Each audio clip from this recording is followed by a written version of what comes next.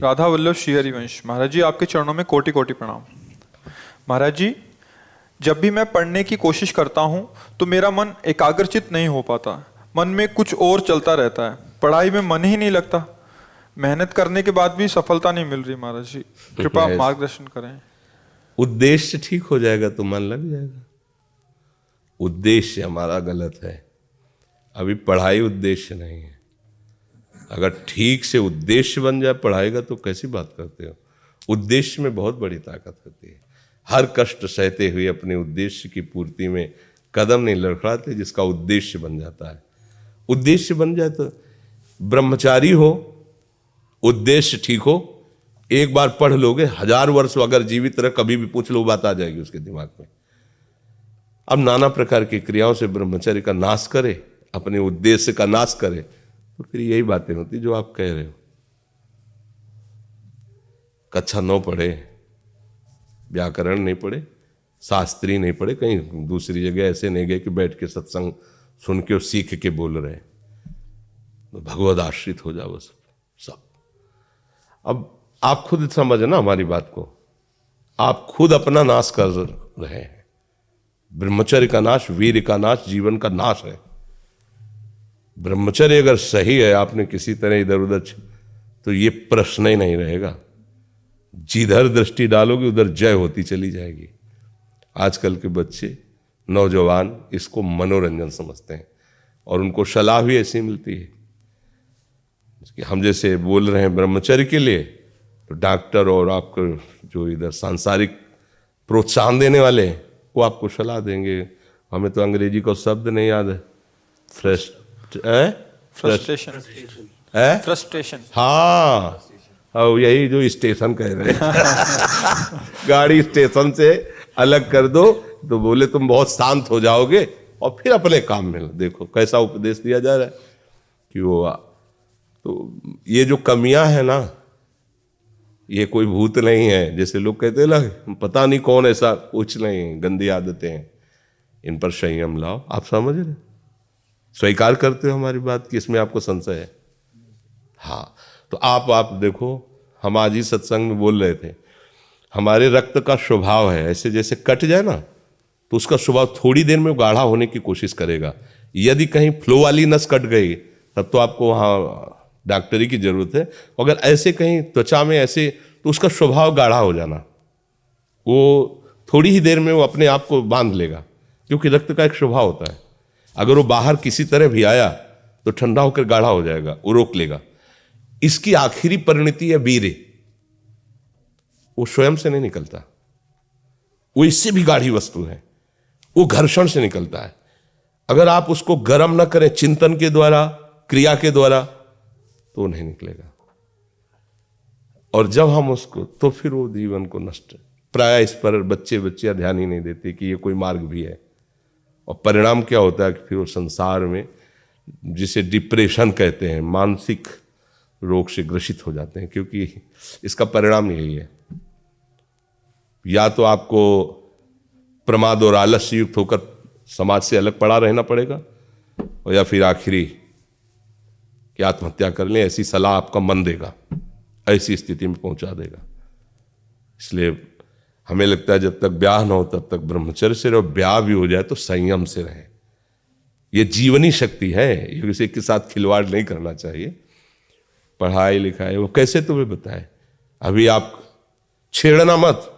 जैसे लोग कहते ना, मैं बहुत परेशान हूं, कुछ करता नहीं हूं, ऐसा हो जाता है वैसा हो जाता है, तो आपको हम बता रहे रक्त का स्वभाव है जैसे, तो इसकी आखिरी परिणति है वो वीर।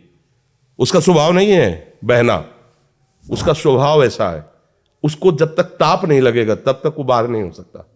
आपने गलत अभ्यास किया, माना 2-4 महीने 5 महीने वो अपने अभ्यासवश पतित होगा, लेकिन आप छोड़िए, उसका चिंतन छोड़िए, उसकी क्रिया छोड़िए, अपने आप वैसे हो जाएगा।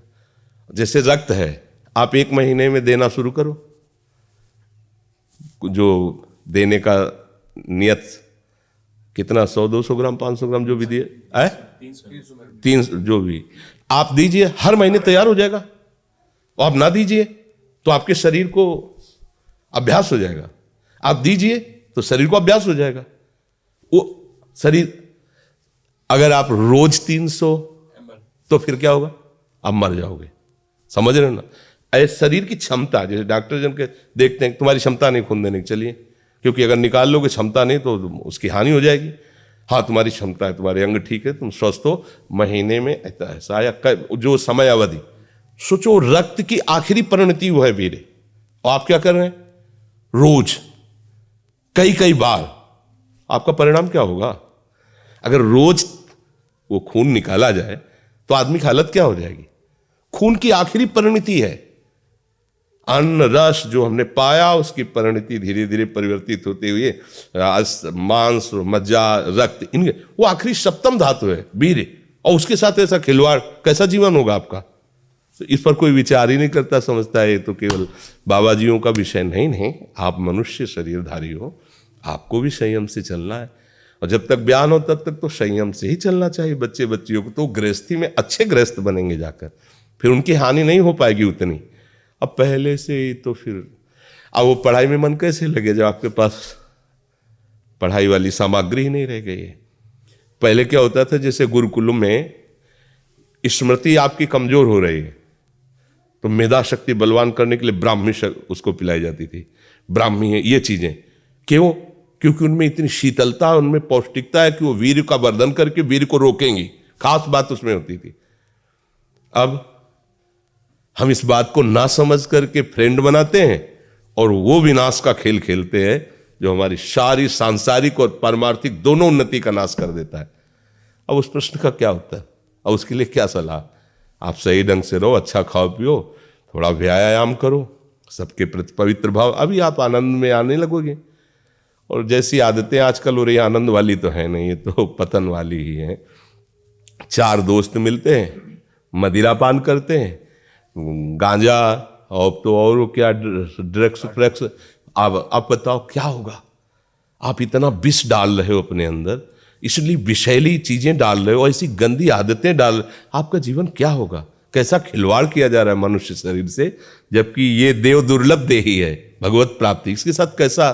तो बच्चों को ना तो सत्संग मिल रहा है, ना शास्त्र स्वाध्याय मिल रहा है, ऐसा ही संग मिल रहा है जो पतन का कारण क्या हो रहा है। अच्छा, बहुत पढ़े लिखे हो और शराब पी के नाली के कीड़े की तरह पड़े हो, माता पिता का अपमान कर रहे हो, मन मानी बेविचार कर रहे हो, पढ़ाई लिखाई क्या हुआ? पढ़ा लिखा से भाई विद्या तो वही जो विनय, पवित्रता, शालीनता, सभ्यता, नम्रता, ये तो सद्गुण विद्या में आज की रह नहीं रहे।